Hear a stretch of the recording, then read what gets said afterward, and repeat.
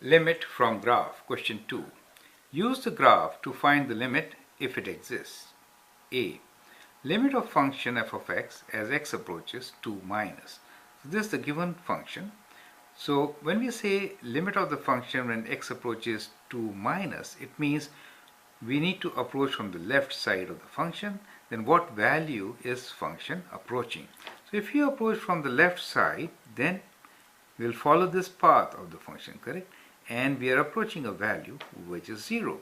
And therefore, the limit, we also call it a left side limit of the function at 2 is 0, right?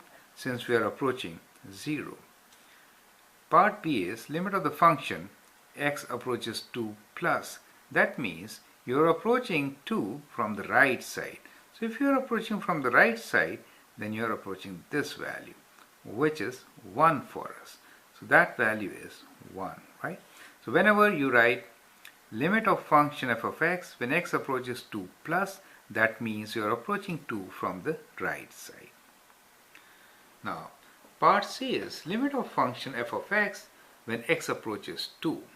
When x approaches 2, then we need to consider limit of the function when x approaches from left side as well as right side, correct?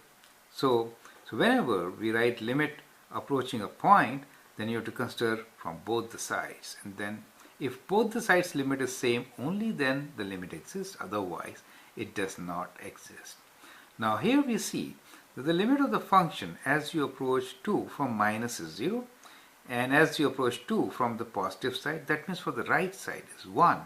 Since these two limits are not the same, this limit does not exist. So we write that the function limit at x equals to 2 when x approaches 2 does not exist, since limit of the function as x approaches 2 from minus side is not equals to limit of the function f of x when x approaches 2 from positive side. So that is how we should explain that the limit at 2 does not exist, right? So function has a discontinuity, and this kind of discontinuity is called jump discontinuity.